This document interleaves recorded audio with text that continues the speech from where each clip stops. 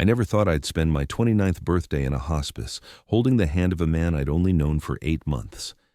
But there I was, sitting in that pale yellow room that tried so hard to feel cheerful despite the weight of everything it held, watching Marcus sleep while a nurse adjusted his IV with practiced gentleness.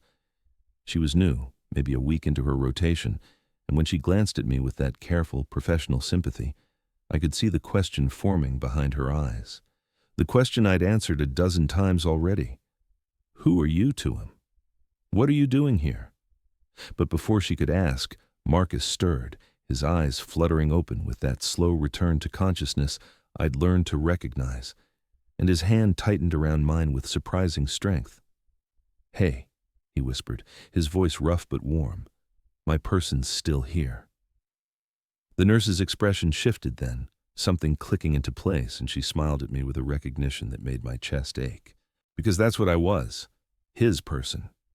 And it had taken me 29 years and the most unexpected 8 months of my life to understand what that really meant. I met Marcus at a community art class of all places. I'd signed up on a whim, one of those New Year's resolution things where you promise yourself you'll try something new, be more creative, meet people outside your usual circle of coworkers and college friends who'd slowly drifted into their own lives. I couldn't draw to save my life, but there was something appealing about the idea of sitting in a room for 2 hours a week with no pressure except to put charcoal to paper and see what happened. Marcus sat across from me that first night, and I noticed his hands before I noticed anything else.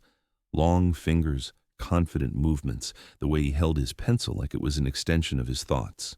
He was older than most of the class, maybe mid-50s, with silver threading through dark hair and these laugh lines around his eyes that suggested a life well lived.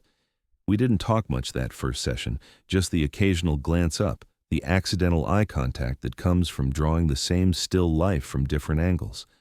But something about his presence felt steady, grounding, like sitting near a warm fireplace on a cold night. The second week, he complimented my attempt at shading. I'd laughed because it was objectively terrible, this sad bowl of fruit that looked more like lumpy aliens, but he was genuine. "You're seeing the shadows," he said. "That's the hard part. The rest is just practice." We started talking after class, just casual conversation in the parking lot that stretched longer each week. He was a retired architect, I learned, who'd spent his career designing libraries and community centers, buildings meant to bring people together. He'd never married, never had kids, but the way he talked about his work, about the satisfaction of creating spaces where lives unfolded, it was clear he'd found his purpose. I told him about my job in data analysis, how I spent my days finding patterns in numbers, making sense of chaos through spreadsheets and algorithms. "We're not so different," he said, "both trying to find the structure in things. And maybe that's why we clicked. Two people who understood that life was about finding meaning in the architecture of days, whether you built it with blueprints or formulas or charcoal on paper." By the third month, we'd fallen into an easy friendship. Coffee before class, dinner after sometimes, long conversations about everything and nothing. He introduced me to old movies I'd never seen, black and white classics where the dialogue crackled with wit and the actors moved with impossible elegance. I showed him the hiking trails I loved, the ones that wound through the hills outside the city where you could forget the noise and just exist in green silence. There was never anything romantic between us, not in the traditional sense, but there was intimacy, the kind that comes from being truly seen by another person.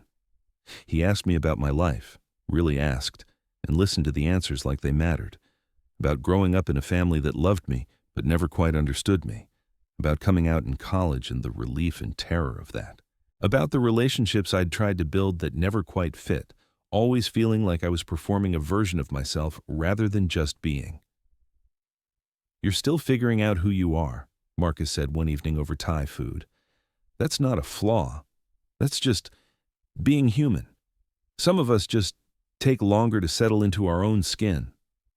He told me about his own journey, too, growing up in a time when being gay meant hiding, meant carefully constructed lies and relationships that existed in shadows. He'd had a partner once, decades ago, a man named Daniel, who'd been his whole world for 15 years. They'd built a life together in the only way they could, as roommates to the neighbors, as business partners when anyone asked too many questions. Daniel had died young, a heart attack at 47, sudden and cruel, and Marcus had grieved alone because he couldn't claim the loss publicly. No funeral where he could stand as the bereaved, no sympathy cards addressed to him. Just private, invisible mourning. "I never found that again," he said quietly. "That kind of connection. I had lovers, friends, good years. But Daniel was my person, you know? The one who made everything make sense." I nodded, not fully understanding then what he meant, but feeling the weight of it. It was June when Marcus told me about the diagnosis. We were sitting in his apartment, this beautiful space filled with books and architectural drawings and plants that somehow thrived under his care, despite the limited light. He'd asked me to come over, said he needed to talk, and I'd felt the seriousness in his voice. Pancreatic cancer, stage 4, caught too late for any real intervention. 6 months maybe, a year if he was lucky. The words felt impossible, too big and final for a Wednesday evening with the smell of jasmine drifting through open windows. "I'm telling you because you matter to me," he said, "because I don't have much family, just a sister in Oregon I haven't spoken to in years. And I'm going to need help. I'm going to need someone." His eyes met mine, and I saw the vulnerability there, the fear beneath the calm delivery. "I don't expect anything," he continued, "but I wanted you to know. Wanted you to have the choice." The choice. As if there was any choice to make.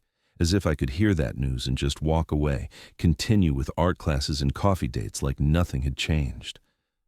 "Of course I'll be here," I said, my voice steadier than I felt. "Whatever you need, I'm here." And I meant it, even though I had no idea what I was promising, what the next months would actually look like. Marcus smiled then, this sad, grateful expression that broke something open in my chest. "Thank you," he whispered. "Thank you for being my person." That phrase again. His person. I was starting to understand what it meant. The summer became a strange kind of education. I learned about oncology appointments and pain management, about the bureaucracy of medical systems and insurance claims. I learned to read Marcus's face for signs of discomfort, to know when he needed to rest and when he needed distraction. We still did normal things when he felt well enough, movies and meals, drives to the coast, sitting in his apartment reading in comfortable silence.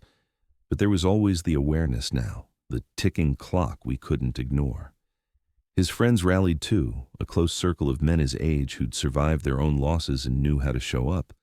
They organized meal trains and transportation to appointments, created a support network that held Marcus up even as his body began to fail. And in that circle, I found my place. Not quite family, not quite friend, something deeper and harder to define. His person. By September, Marcus moved into hospice care. The apartment had become too difficult to manage, the stairs impossible on bad days, and he needed more support than visits could provide. The facility was nicer than I'd expected, more home than hospital, with private rooms and gardens and staff who treated residents with genuine dignity. I visited every day after work, sometimes just for an hour, sometimes staying until the night nurses gently suggested I go home and sleep. We talked when he had energy, about his life, about mine, about everything he wished he'd done differently and everything he was grateful for. "I thought I'd die alone," he told me one evening in late October. "Not lonely necessarily, but alone, without someone who really knew me. But you've given me something I didn't expect to have again, connection. Witness, someone to matter to." The nurses began to recognize me, to include me in conversations about his care, to check with me about decisions when Marcus was too tired to engage. They called me his partner at first, an assumption based on my constant presence, and I didn't correct them because it felt close enough to true, even if not in the way they meant. Marcus and I had never been romantic, never even considered it, but we'd built something that transcended easy categories. A chosen family of two. A love that existed outside conventional definitions. His person and my person, two people who'd found each other at exactly the right time. The night of my birthday, I'd planned to keep it quiet. Marcus was having a rough week, the pain harder to manage, his lucid moments fewer and farther between. I arrived at my usual time after work, carrying books I could read aloud and hoping he'd be awake enough to hear them. But when I walked into his room, there was a small cake on the bedside table, chocolate with careful frosting, and Marcus was sitting up with this pleased, mischievous expression I hadn't seen in days. "Happy birthday," he said. 29, almost out of your 20s. How does it feel?" I laughed, feeling tears prick my eyes because of course he'd remembered. Of course he'd arranged this despite everything. "Feels pretty good from here," I managed. "We ate cake, just small bites for Marcus, but he insisted, and he gave me a gift, a framed architectural drawing he'd done years ago of a building that existed only in imagination. A place for people to find each other," he said. "That's what I always tried to design. Spaces for connection. You've given me that, so this is for you." That's when the new nurse came in, the one who hadn't learned yet that I was a fixture, that my presence was expected and welcome. And that's when Marcus called me his person with such casual certainty that it couldn't be questioned. I watched understanding dawn on her face, watched her see past the surface to what we actually were to each other. Not lovers, not family by blood or law, but something equally vital. Two humans who'd chosen each other, who'd built a relationship based on genuine care and showing up and being willing to witness each other's full humanity. She smiled at us both, adjusted the IV, and said, "I'll make sure his person is always on the approved visitors list, anytime, day or night." It was a small thing, that acknowledgement, but it felt enormous. Official recognition of a bond that existed outside traditional frameworks. Marcus died 3 weeks later, on a Tuesday morning when the light was soft and golden and the hospice garden was full of late-blooming roses. I was there, holding his hand, talking quietly about nothing important, and he just slipped away between one breath and the next. "Peaceful," the nurses said, "surrounded by love." And I sat there for a long time afterward, not quite ready to let go, feeling the weight of grief and gratitude tangled together in my chest. Because yes, I'd lost him, but I'd also had him. For 8 months I'd been someone's person, and he'd been mine. I'd learned what it meant to show up fully, to love without expectation or definition, to be present for another human's journey even when it led somewhere I couldn't follow. The memorial service was small, held in the hospice garden with his circle of friends and a few colleagues from his architecture days. I spoke, sharing stories about art classes and hiking trails and the way Marcus had seen me, really seen me, in a way that changed how I saw myself. His friends embraced me afterward, thanking me for being there, for giving Marcus something precious in his final months. "He talked about you all the time," one of them said, "about how you reminded him what connection felt like, what it meant to matter to someone again." And I realized that's what we'd given each other, the gift of mattering, of being each other's person in a world that often feels too big and impersonal and lonely. Now, months later, I still think about Marcus every day, about the lessons he taught me, not through grand pronouncements, but through the simple act of showing up authentically, about how love takes so many forms and the ones that don't fit neat categories are no less real or transformative, about how being someone's person isn't about romance or obligation, but about choice and presence and the willingness to hold space for another human's full experience. I'm 30 now, finally out of my 20s, like Marcus noted, and I feel different than I did a year ago. More settled in my own skin, more certain of what matters. I still go to art classes, still can't draw worth a damn, but I keep trying, because Marcus taught me that the attempt is what counts. The willingness to show up and make marks on paper and see what emerges. I've started building other connections too, reaching out more intentionally to people, taking risks on friendship and vulnerability. Because that's what Marcus showed me, that we're all just looking for our person, or our people, the ones who make life feel less like surviving and more like living.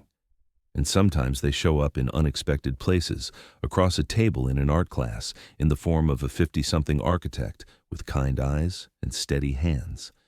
Sometimes being someone's person means holding their hand while they die. Sometimes it means witnessing their joy over birthday cake in a hospice room. Sometimes it means carrying their memory forward and letting it shape how you move through the world.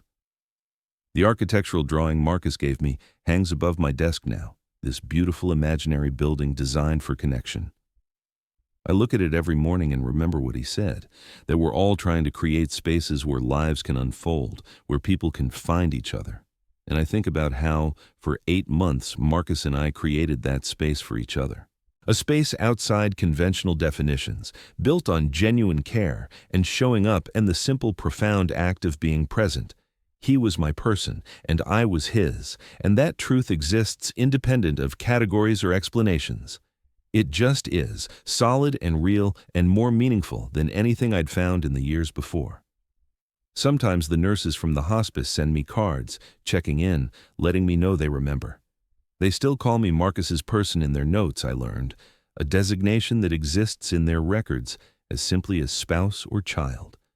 And I'm grateful for that recognition, for the acknowledgement that love and connection take infinite forms, that being someone's person is its own category, its own valid and vital relationship. Marcus taught me that. He taught me how to show up, how to love without fear, how to be fully present for another human's journey. And in teaching me that, he gave me the blueprint for how I want to live the rest of my life. Building spaces for connection, being willing to be someone's person, showing up again and again, even when it's hard, especially when it's hard. That's what I carry forward now. Not grief, though that's there too, but gratitude. For 8 months that changed everything. For a man who saw me and chose me as his person. For learning that the most profound connections often arrive unexpectedly, in art classes and hospice rooms, in ordinary moments that become extraordinary through the simple act of being fully present. Marcus was my person, and in being his, I finally learned how to be mine.